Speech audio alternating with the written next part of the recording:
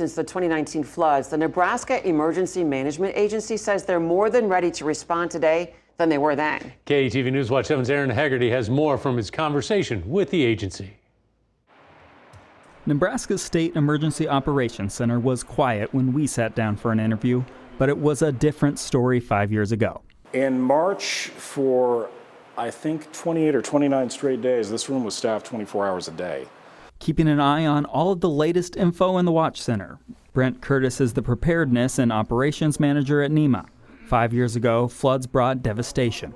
I've been with NEMA for a little over 23 years. It is definitely the most impactful event we've had. It tested us further and stretched us thinner than we've ever been stretched before. I asked if the agency is more prepared today than back then. We're more ready to respond, yes.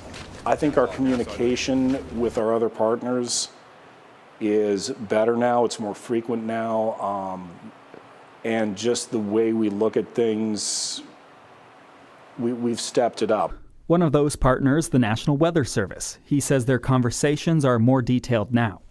The biggest lesson learned was probably that we needed to greatly increase our information sharing. We needed to make sure that our local counterparts had had access to the same information that we were seeing in terms of damages, in terms of impending hazards.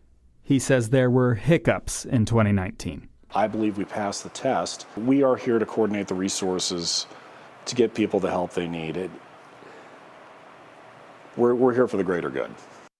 In Lincoln, Aaron Hegarty, KETV Newswatch 7.